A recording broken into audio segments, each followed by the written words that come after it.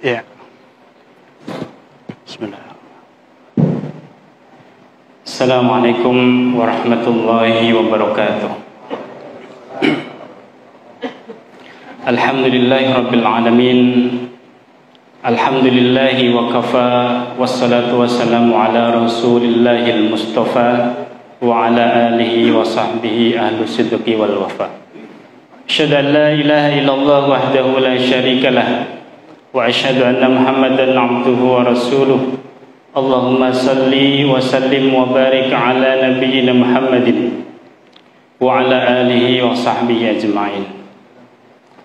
Hadirin bapak-bapak dan ibu-ibu jamaah salat zuhur Masjid Salahuddin yang dirahmati Allah Subhanahu wa taala. Kita bersyukur kepada Allah, hadirnya kita di sini adalah gabungan dari banyaknya nikmat yang Allah berikan kepada kita. Sehingga karena banyaknya nikmat yang diberikan itulah kemudian Allah Subhanahu wa taala berfirman, "Wa in ta'uddu ni'matallahi la tuhsuha." Jika kita ingin menghitung-hitung nikmat Allah yang diberikan kepada kita, niscaya kita tidak akan mampu menghitung seluruh kenikmatan-kenikmatan itu. Maka oleh karenanya selayaknya dari banyaknya nikmat yang Allah berikan kepada kita itu, kita jadikan sarana untuk beribadah kepada Allah Subhanahu wa taala. Hadirin dirahmati Allah Subhanahu wa taala. Allah Subhanahu wa taala berfirman di dalam surat Fatir ayat 29 dan 30. Innal ladzina yatluna kitaballah wa aqamus salata wa anfaqu mimma razaqnahum sirran wa alaniyah yarjuna tijaratan lan tabur liwafiyahum ujurahum wa yazidahum min fadlih innahu ghafurun syakur. Allah Subhanahu wa taala mengingatkan kita di dalam ayat itu tentang 3 amal yang bila kita lakukan maka dijamin amal itu oleh Allah Subhanahu wa taala pasti akan mendatangkan keuntungan. Yang pertama adalah innal ladzina yatluna kitaballah. Sesungguhnya orang-orang yang berinteraksi dengan kitab Allah. Yatlun itu berbeda dengan qiraah. Kalau qiraah itu hanya sekedar membaca. Kalau yatlun itu memiliki makna yang luas. Bisa membaca, bisa kemudian belajar, mengajarkan, menghafalkan, mengamalkan, mendakwahkan banyak. Jadi seluruh aktivitas yang berkaitan dengan Al-Quran, Allah Subhanahu wa ta'ala jamin aktivitas kita itu tidak akan pernah menemukan kerugian. Apa saja yang ingin atau apa saja yang bisa kita lakukan yang berkaitan dengan interaksi dengan Al-Quran. Yang pertama adalah belajar. Rasulullah sallallahu alaihi wasallam bersabda, "Khairukum man ta'allamal Qur'an wa 'allama." Sebaik-baik kalian adalah orang yang belajar dan mengajarkan Al-Quran. Ini yang berbicara adalah Rasulullah sallallahu alaihi wasallam.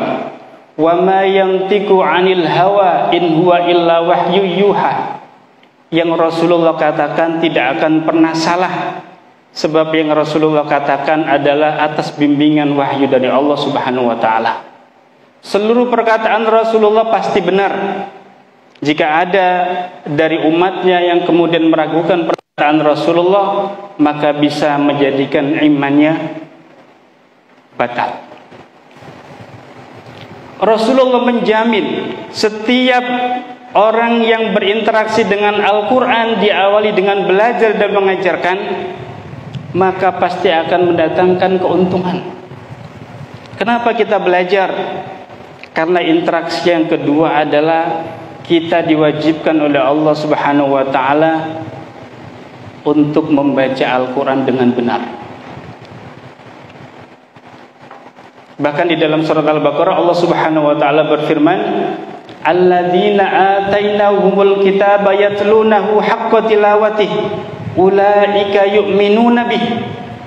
Salah satu ciri orang yang beriman kepada Al-Qur'an, salah satu cirinya adalah dilihat dari kemampuannya di dalam membaca Al-Qur'an. Haqqa tilawatih. Haqqa tilawati bermakna warattilil Qur'ana tartila. Membaca Al-Quran dengan tartil. Lantas bagaimana kita mampu membaca Al-Quran dengan tartil kalau kita tidak belajar? Maka mempelajari Al-Quran adalah bagian dari kewajiban kita sebagai seorang muslim. Hadirin dirahmati Allah Subhanahu wa taala, sebelum kita lanjutkan kita belajar tentang makhrajul huruf, saya ingin sedikit memberikan motivasi kepada kita semuanya yang berkaitan dengan membaca. Minimal kita akan mendapatkan dua keuntungan. Yang pertama adalah limpahan pahala. Sebab Rasulullah sallallahu alaihi wasallam bersabda, "Man qara'al Qur'an, man qara'al Qur'an min kitabillah falahu bihi hasanah wal hasanatu bi asyri amsalha." Barang siapa yang membaca Al-Quran, setiap hurufnya mendapatkan satu kebaikan, dan setiap kebaikan itu diganjar oleh Allah Subhanahu wa taala dengan 10 pahala. Makanya ada seorang ustadz yang memberikan motivasi, Ustadz Adi Hidayat.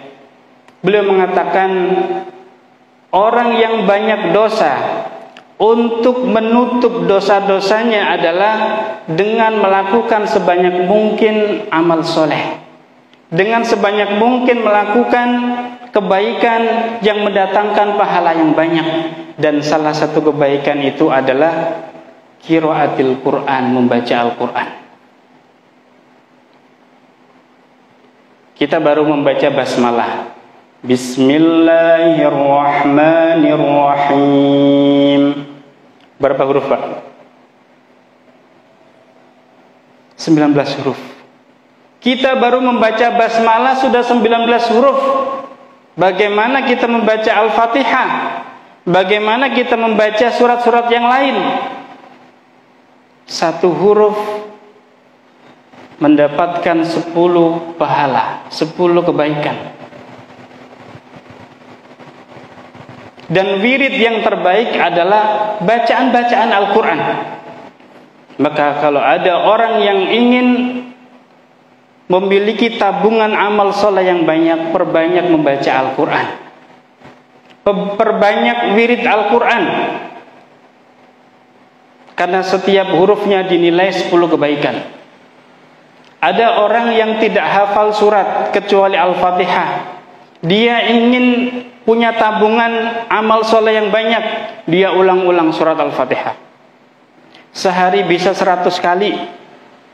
Maka setiap dia membaca dicatat oleh Allah Subhanahu wa taala menjadi tabungan amal soleh. Maka terkadang kita berpikir bahwa rizki itu adalah materi yang kita terima. Rizki itu adalah materi yang di rekening kita setiap akhir bulan. Kita jarang sekali berpikir bahwa yang dinamakan rezeki itu adalah orang yang dimampukan oleh Allah Subhanahu wa taala untuk bisa membaca Al-Quran. Ada dua orang, yang satu tidak bisa membaca Al-Quran, gajinya gede, Pak, sebulan 50 juta. Tapi ada satu orang lagi, membaca Al-Quran kemampuannya luar biasa, 1 jam bisa 1 juz, tapi gajinya kecil. Kira-kira yang menguntungkan yang mana? Yang mana yang menguntungkan, Pak? Orang kaya yang nggak bisa baca Quran, atau orang yang tidak, ya, orang yang pintar membaca Al-Quran tapi gajinya kecil? Ya. Kalau ada orang kaya menerima 50 juta setiap bulan, belum tentu 50 juta itu menjadi tabungan amal soleh buat mereka. Tetapi ketika orang dimampukan oleh Allah untuk membaca Al-Quran, seluruh bacaannya itu otomatis menjadi tabungan mereka yang akan diraih di hari kiamat nanti. Itu yang pertama. Yang kedua, orang yang membaca Al-Quran, kemudian Rasulullah SAW bersabda, Iqra'ul Quran fa innahu ya'ti yaumal qiyamah syafi'an li ashabi. Bacalah Al-Quran karena Al-Quran akan datang di hari kiamat nanti untuk memberikan syafaat, pertolongan kepada orang yang membacanya. Jadi ada dua keuntungan. Yang pertama keuntungan pahala, yang kedua keuntungan syafaat. Syafaat atau pertolongan di hari kiamat ini merupakan kegembiraan tersendiri, Pak. Jika orang dalam keadaan bingung, sedih, kemudian datang yang memberikan pertolongan, maka ini ada kebahagiaan tersendiri. Dan jaminan Allah Subhanahu wa taala kepada orang-orang yang senantiasa membaca Al-Quran, Allah Subhanahu wa taala akan takdirkan Al-Quran yang dibaca itu akan memberikan pertolongan kepada pembacanya. Bahkan pertolongan Al-Quran tidak nunggu ketika nanti di hari kiamat. Ketika manusia kemudian meninggal dunia, sudah mulai Al-Quran memberikan pertolongan dengan mendatangi jenazahnya, kemudian ikut menemani jenazahnya di alam kubur sampai bertemu dengan Allah Subhanahu wa taala. Al-Quran itu menyerupai seseorang yang dia sukai, seseorang yang menenangkan hatinya, sehingga dia tidak merasakan kesedihan, dia tidak merasakan ketakutan ketika berada di alam kubur. Hadirin dirahmati Allah Subhanahu wa taala, inilah dua hal keutamaan ketika seseorang itu membaca Al-Quran. Kemudian yang kedua, wa aqamus shalah, mendirikan salat, wa anfaqu mimma razaqnahum sirran wa alaniyah, dan orang yang menginfakkan hartanya dengan diam-diam atau terang-terangan. Yarjuna tijaratan lan tabur. Allah Subhanahu wa taala akan jamin tiga hal yang dilakukan ini akan mendatangkan keuntungan. Hadirin dirahmati Allah Subhanahu wa taala, langsung saja kita lanjutkan kajian kita yang berkaitan dengan tahsinul Quran. Sekitar 2 bulan yang lalu, Pak, ya, kita belajar. Jadi memang kalau berbicara ideal, 2 bulan sekali itu bukanlah waktu yang ideal. Mungkin kalau saya tanya 2 bulan yang lalu materinya apa, Bapak-bapak udah lupa, ya Pak ya. Karena yang ideal itu sepekan 2 kali. Belajar Al-Quran itu yang ideal sepekan 2 kali, ya. Jadi di pertemuan terakhir di bulan September, saya menyampaikan 3 hal yang berkaitan dengan tilawatul Quran. Ada 3 kesalahan yang sering dilakukan oleh kaum muslimin ketika membaca Al-Quran. Kesalahan yang pertama adalah kesalahan pengucapan huruf, makharijul huruf. Kemudian yang kedua, kesalahan panjang pendek, ya, yang pendek kepanjangan sedikit, yang panjang 2 harokat terlalu panjang. Kemudian yang ketiga adalah tentang dengung. Dengung ini adalah bagian dari kesalahan yang sering sekali berulang, ya, karena dengung itu butuh latihan yang terus-menerus. Karena dengung itu ada di 7 tempat, ada 7 macam pembahasan tentang dengung, dan itu membutuhkan waktu yang kemudian kita harus senantiasa mengulangnya. Baik, yang pertama adalah tentang makharijul huruf. Jadi makhrajul huruf itu yang pertama adalah rongga tenggorokan, yaitu atau rongga mulut a, i, u. Ya, ketika kita mengucapkan a maka dibuka a, ya, a. Ketika mengucapkan i ditarik kanan kiri mulutnya i. Biar apa? Biar suara i-nya itu jelas i bukan e. Ya, kalau nggak ditarik kanan kiri biasanya suara i-nya itu agak mirip ke suara i. Bismillahirrahmanirrahim. Jadi rahim. Ya. Kita nggak sadar. Alhamdulillahirabbil alamin. Min.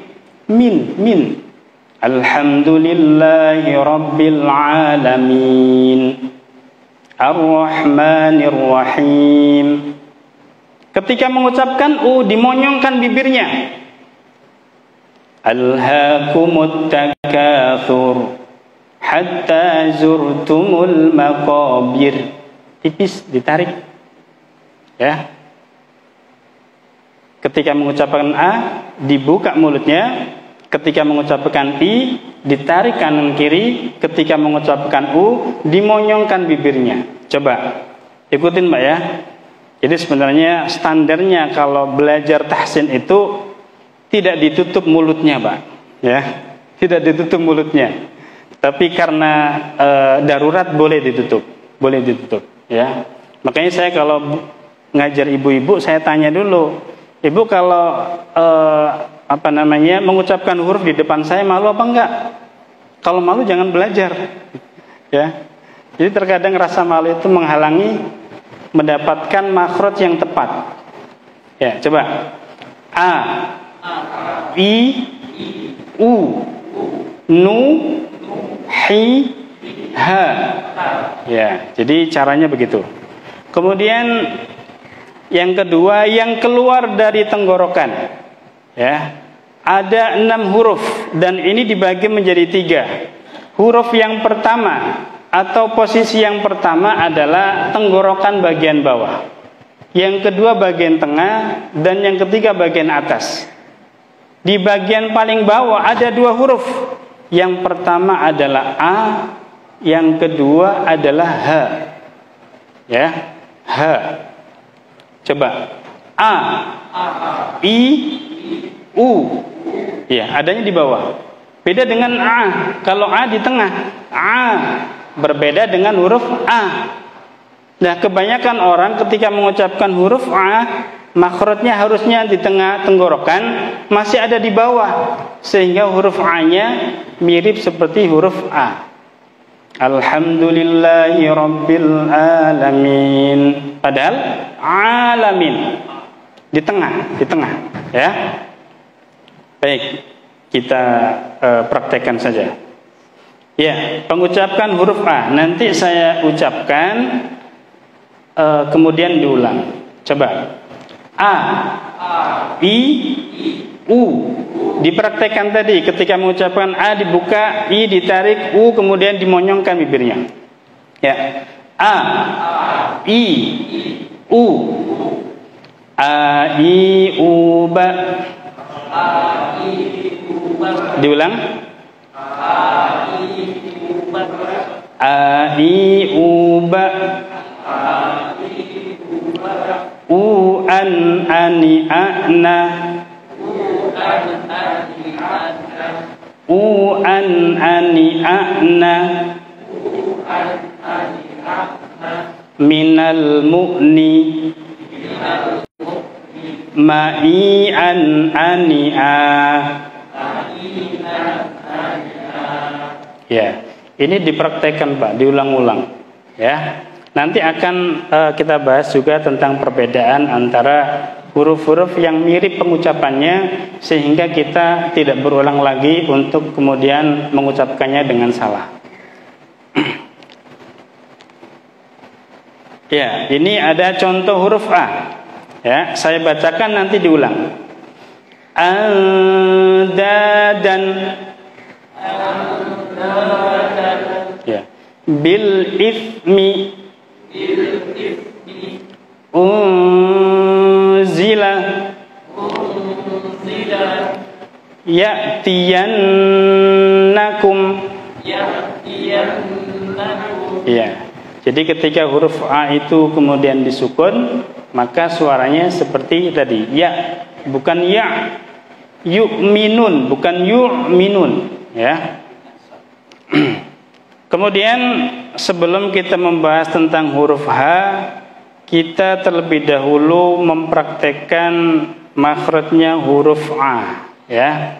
Karena huruf A atau ain ini huruf yang kemudian banyak terjadi kesalahan pengucapannya, dan pengucapannya huruf A menjadi huruf A, ya, menjadi huruf A. Coba, huruf A itu keluar dari tengah tenggorokan, ya, A. Kalau nggak percaya boleh dipegang tenggorokannya. Berbeda antara A dengan A, ya. Alif A di bawah, kalau A di tengah, A, ya. Coba, A, I, Au, Ba, ya. Jadi ainnya itu benar-benar terasa, bisa dirasakan di tenggorokan kita jika kita pegang, ya. Baik, kita ulang-ulang, saya bacakan terlebih dahulu. A'uba, silakan. A'uba, a'an ani a'na, minal mu'ni, ma'i'an ani'a. Coba kita sekarang bedakan antara A dengan A, ya. Kita baca A dulu, kemudian A. Bagaimana perbedaannya? Jika kita belum bisa membedakan, berarti kita harus terus belajar, ya. Ya. Sekarang yang A dulu, alif. A, I, U, Ba. Kemudian yang ain, A, I, U, Ba. A, I, U, Ba. A, I, U, Ba. Ya, alhamdulillah, nggak ada yang salah, Pak, ya. Jadi enaknya kalau bareng-bareng begitu, ya. Jadi kalau berjamaah itu bisa menutupi kekurangan dan kesalahan, ya. Jadi targetnya kalau sebulan sekali atau 2 bulan sekali itu agak berat, Pak, ya. Jadi mudah-mudahan itu menjadi stimulus. Bapak belajar di sini, kemudian tergerak hatinya untuk kemudian saya harus mencari guru untuk kemudian belajar, ya. Bisa cari di dekat rumah, ya, biar bisa istiqomah dalam belajar. Ya, kita ulang lagi. A, I, U, Ba. A, I, U, Ba. U, An, Ani, A'na. Nggak boleh tercampur dengan A, ya. U, An, Ani, A'na. U'an ani a'na, minal mu'ni, minal mu'ni, ma'i'an ani'a, ma'i'an ani'a. Ya. Jadi kurang lebih seperti ini, Pak, ya. Cara membacanya, huruf A itu lebih untuk mengucapkannya itu butuh usaha, ya. Butuh usaha untuk mengucapkannya. Beda dengan A, ya. Alif bisa, anak bayi aja bisa, ya. Kalau A butuh usaha untuk mengucapkannya. A, ya, di surat Al-Fatihah ayat kedua, Alhamdulillahi Rabbil Alamin. Ya. Siratal ladzina an'amta. Ada an, ada am. Ya. Siratal ladzina an'amta alaihim. Nah, jadi antara a dengan a itu butuh ada perbedaannya. Dan huruf A harus diulang-ulang. Ya, baik, sekarang kita coba makhrajnya huruf A. Rabbil alamin. Rabbil alamin. Ya. Nasta'inu. Yarji'una wa ra'dun alaihim 'inda rabbihim. Ya, ini contoh-contoh huruf A yang ada di dalam Al-Qur'an. Secara tidak sadar kita sudah membaca mungkin sudah ratusan huruf dari Al-Quran. Insya Allah pahalanya akan senantiasa mengalir buat kita semuanya. Baik, sekarang kita kembali ke huruf H, ya, dari makhraj yang ada di tenggorokan di paling bawah, ya, selain A adalah H. Coba H, hi, hu, bah. Ya. Tidak ada istilah H kecil H besar, Pak, ya. Dalam ilmu tajwid itu tidak ada istilah H kecil H besar. Istilah itu mungkin dari guru-guru kita dulu, ya, mungkin untuk bisa membedakannya, ya, antara H dengan H itu dengan istilah H kecil H besar. Coba H, hi, hu, bah. Ha, hi, hu, bah. Diulang. Hu, han, hani, hahna. Minal muhni. Mahihan, haniha. Ya, huruf H ada di tenggorokan yang paling bawah, ya.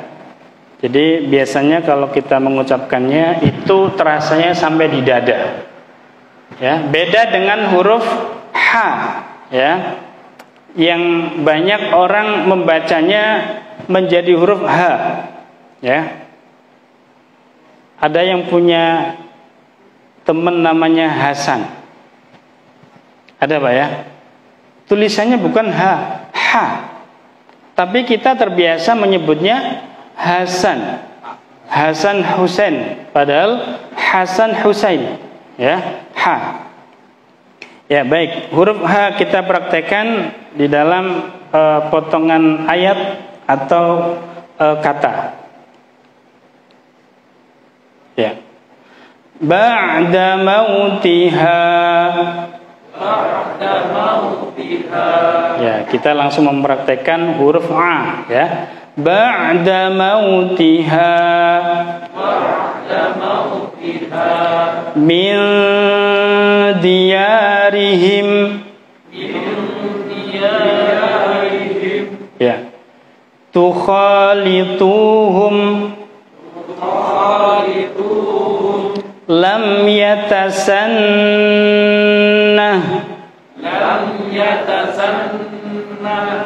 Ya. Wa alu haruna. Ya, baik, kita coba lihat huruf H, ya. Coba H. H itu adanya di tengah tenggorokan, sama seperti huruf A, persis, ya. Dalam artian huruf H itu tidak akan menemukan makhrajnya yang tepat kecuali harus ada usaha, Ya. Kalau huruf H beda. Orang ketawa aja huruf H apa H? Ya? H apa H? Ya. Ya. Huruf H ada di tengah tenggorokan. H, silakan. Hi, hu, bah. Kalau yang tadi H, bah, bah. Ya, coba kita bandingkan antara H dengan H.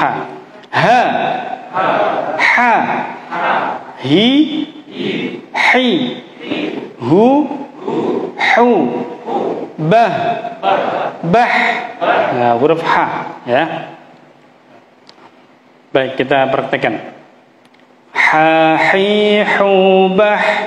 Ha, hi, hu, bah. Ha, hi, hu, bah. Ha, hi, hu, bah. Hu, han, hani, hahna. Hu, han, hani, hahna. Minal muhni. Minal muhni. Mahihan, haniha. Mahihan, haniha. Kita ulang lagi. Ha, hi, hu, bah. Ha, hi, hu, bah. Hu, han, hani, hahna. Hu, han, hani, hahna. Minal muhni. Minal muhni. Mahihan, haniha. Mahihan, haniha. Ya. Jadi ini huruf H. Coba kita bandingkan antara H dengan H. Ha, hi, hu, bah. Ha, hi, hu, bah. Ha, hi, hu, bah. Ha, hi, hu, bah. Hu, han, hani, hahna. Hu, han, hani, hahna. Hu, han, hani, hahna.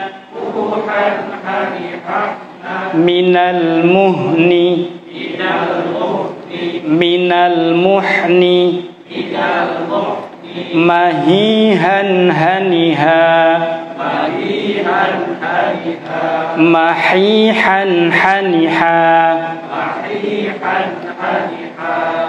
Ya, sudah bisa membedakan Pak ya antara huruf H dengan H ya. Jadi mungkin huruf H insya Allah sudah benar semua. Huruf H-nya mungkin yang harus kita evaluasi dari bacaan kita. Sejauh ini bagaimana kondisi huruf H ya di saat kita membaca suratul Fatihah yang menjadi salah satu syarat sahnya salat ya. Jika Al-Fatihahnya salah, maka bisa jadi salatnya tidak sah karena syaratnya tidak terpenuhi ya. Al-Fatihah adalah bagian dari syarat sah. Ya. Ha, haitsu ya, saya bacakan kemudian diulang. Haitsu syi'tum. Haitsu syi'tum. Haitsu syi'tum. Haitsu syi'tum. Wallahu muhitun. Wallahu muhitun. Kahubbillahi. Kahubbillahi. Hanya perhatikan. Kahubbillahi. Kahubbillahi. Fa'ahya bihi. Fa'ahya bihi. Hatta itu tanya harusnya panjang. Hatta tattabi'a. Hatta tattabi'a. Hatta tattabi'a. Hatta tattabi'a. Wa qulu hittatun. Muslihuna. Muslihuna. Al-muhsinina. Al-muhsinina. Kita bandingkan dengan huruf H ya. Baris ketiga. Hal asaitum. Hal asaitum. Yu'minuna bihi. Yu'minuna bihi. Wa matti'uhunna. Wa matti'uhunna. Ihdina. Ihdina. Falaha nisfu. Falaha nisfu. Liyutahhirakum. Ya, kita kembali ke huruf H. Ya, baris keempat. Idza futihat mir ruhina luhumuha fi ya, fi rahmatina. Ya, cukup. Kita coba praktekkan di surat Al-Fatihah. Di ayat kedua itu ada 4 huruf yang barusan kita praktekkan. Ada A, ada A, ada H, ada H. Ya. Baik. Alhamdulillahi Rabbil Alamin.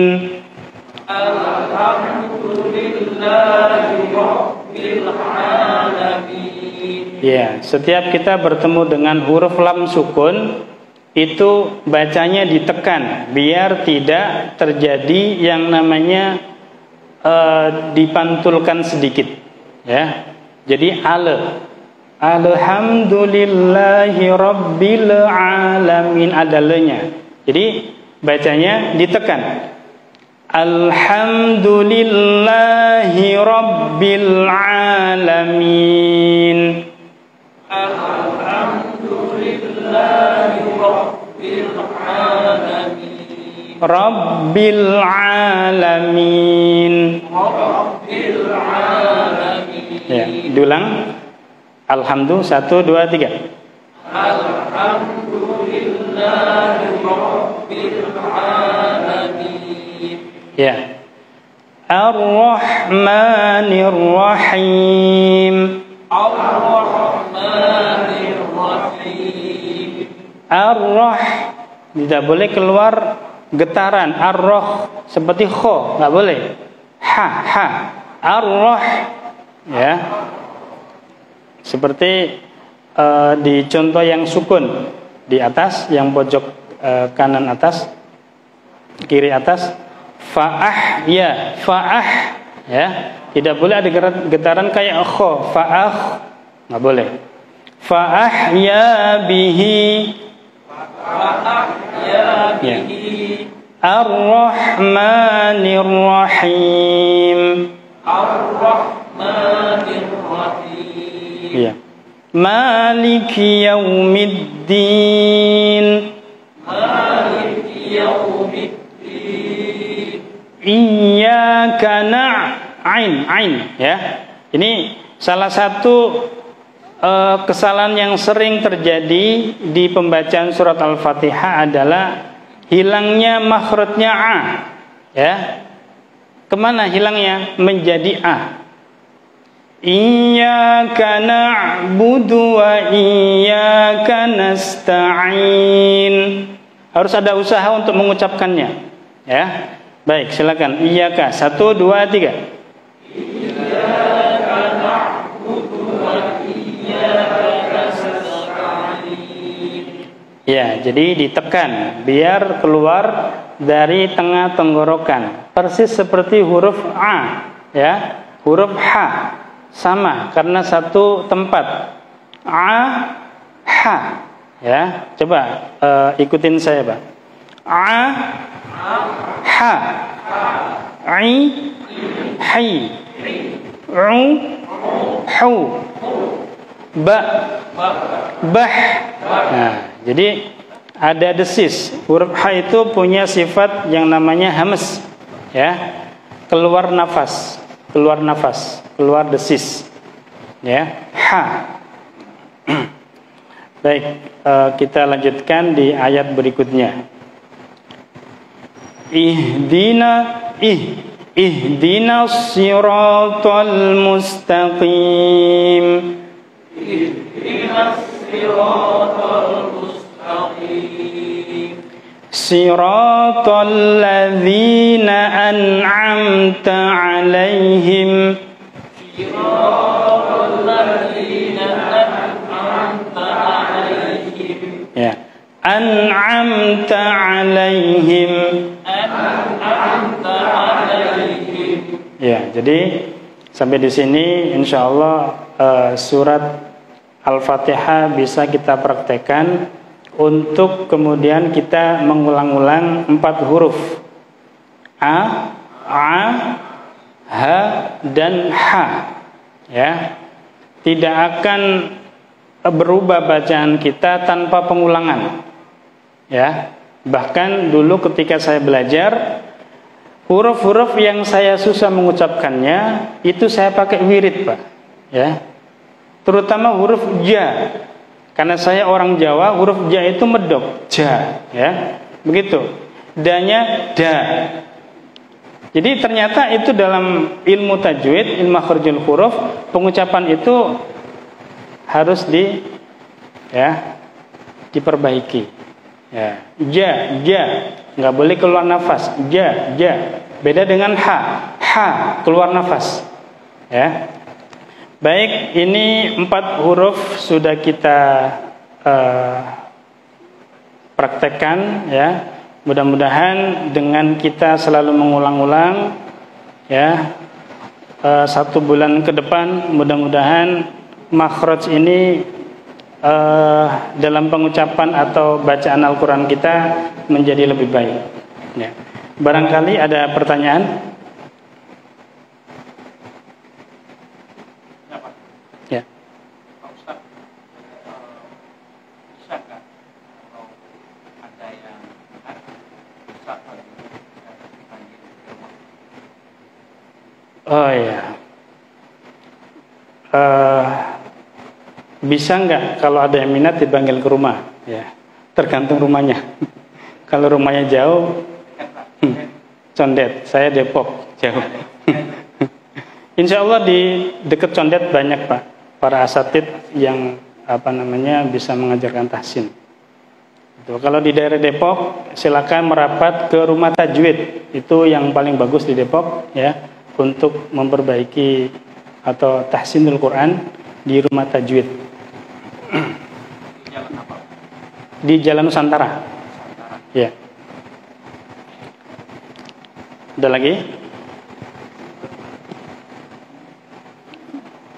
Baik, kalau tidak ada, intinya Pak ya, belajar ini akan bisa merubah makhraj kita manakala kita mengulang. Intinya hanya pengulangan.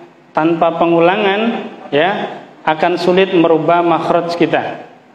Baik, mudah-mudahan Allah jadikan belajar kita ini bermanfaat buat ibadah kita dunia akhirat. Hadanallahu wa iyyakum ajmain. Assalamualaikum warahmatullahi wabarakatuh.